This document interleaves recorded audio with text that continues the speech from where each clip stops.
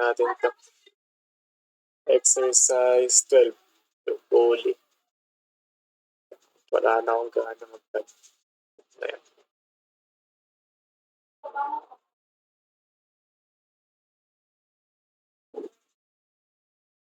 Uy, ay, wait lang pala. Wala pala tayong plane.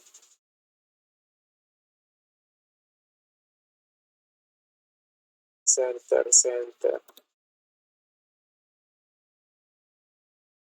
Uy, na tayo mo. Ayan. Tapos, ito daw sa taas. Eta, nagawa na yun. Ayan. Pages nito, 8. Aha.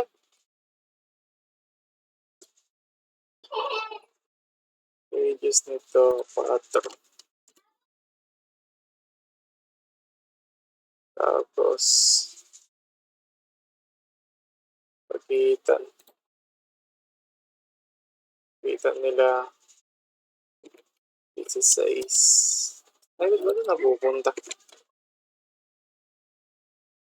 And tapos, tangent arc.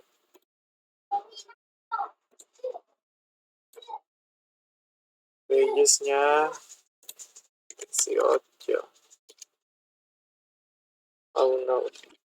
Tama. Kasi na natin itong kabila.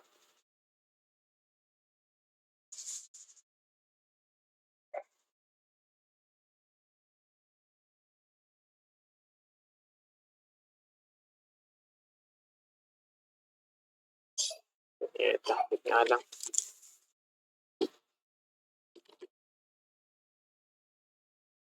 Ay, wag.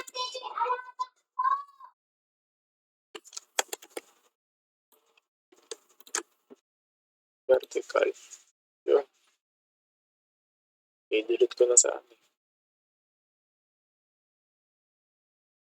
Alam po, nag-mirror lang ako dito eh. At hindi pa fully defined.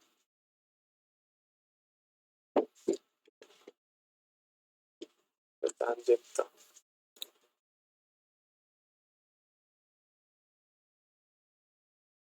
Ito.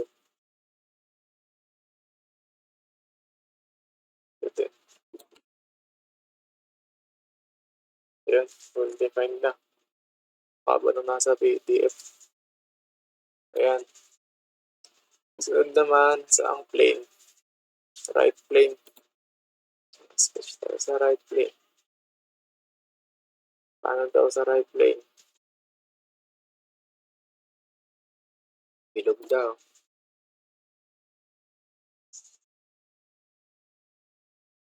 Diameter niya 7. Tapos yung layo niya sa origin 24. Di pa fully defined. Ayos na yan.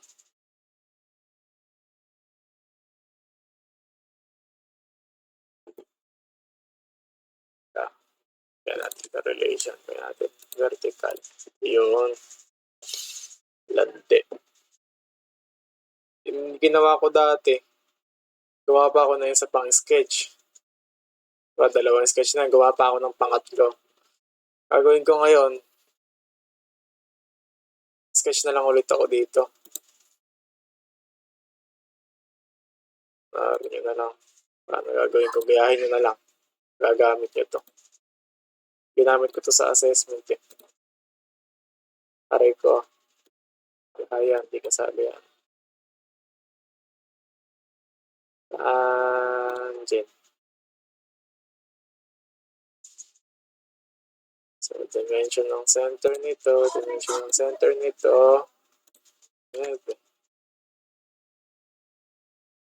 Ang haba nito, 20.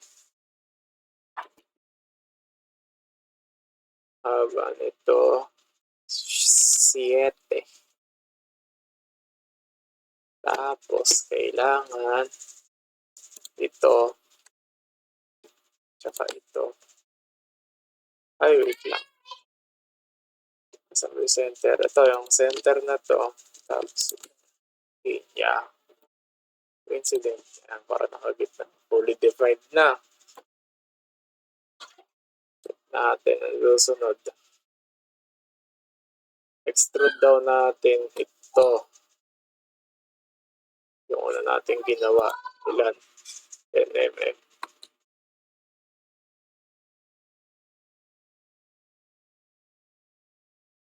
Tapos mid plate. Tapos kailangan daw 6 degrees na draft. Paano ba? Inward, outward. Inward. Tapos ang sunod 4 mm.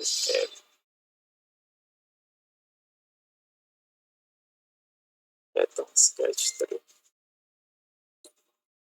Ate, yan na. Sinelect ko yung sketch 3. Buruin yan. Select nyo lang ito.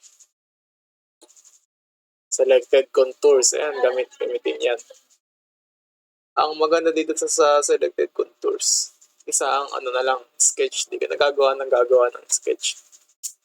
Kumbaga, paggawa mo ng isang sketch, piliin mo na lang kung ano yung mga i-extrude mo doon, ano yung mga ikakat mo doon. Tapos, i-drop back. Meron din. 6.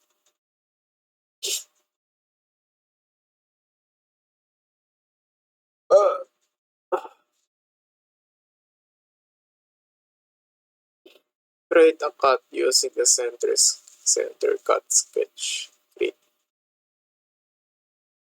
a cut is rollable and add a 5 mm diameter hole. I-cut down natin yung ano sa sketch.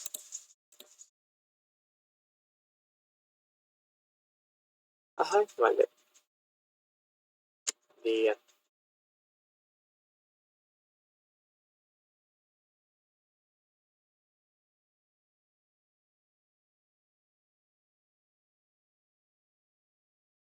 Ha? Lang.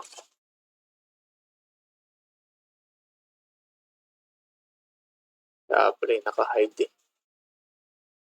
Hindi ko maselect.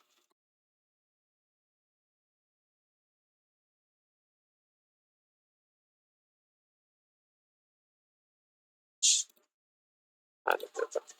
Type nga muna natin. Ayaw. Ito lang ginagamit ko yung pagpanik. Teka.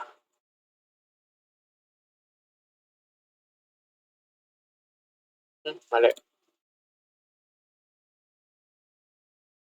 Extrude cut. Ayun. Ayun. True all. Both ba? Both. Tapos butas daw tayo dito.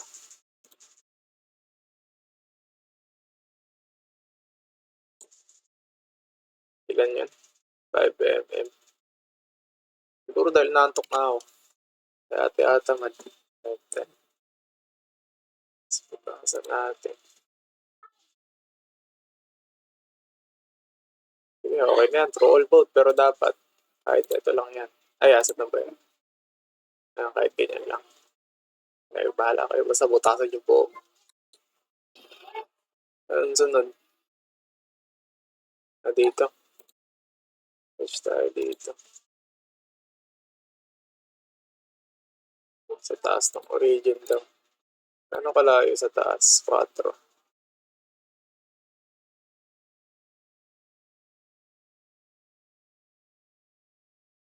Tapos dito. 3. Ano ba yan? True all ba yan?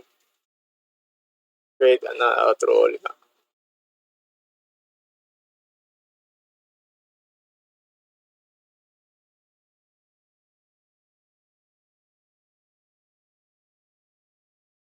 Anong sunod? Delay. Add the filling of 1 mm to the bottom edges of the cut. Dito.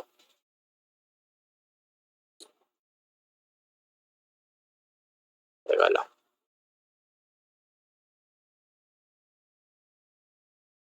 Dito daw. Tapos dito. Anong sunod? Add fillets of 1 mm and 0.5 mm. Show.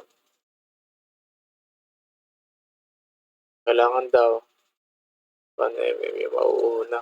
Tanga. Ito pala yung sinabi ko na dito. 1 mm naman to.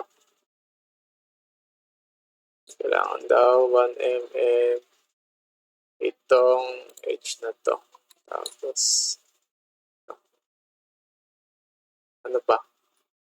Ito. Ito. Ayos na ba? Ayos na. Ay, wait lang pala. Diba na-extrude ko to? Tuturo ko sa inyo. I-click nyo to, merge result. Pagka kasi di naka-merge result. Tignan nyo. Ayaw kapangit. Ayaw, tapos nagka-error. Parang may, alam ko, di gagana tong fillet eh. Di gagana yung fillet. Kaya kailangan ma-check yung merge result. Ayan. Di gagana tong fillet na number 1 di. Ito, ayan, yung fillet na yan. Kaya di naka-check yung merge result. Parang, ewan ko, parang nakaangat na ewan yata yun. Kasi hindi sila magkadikit. Basta. Bilis ko magturo. Ito naman, 0.5. Itong gitnang edge.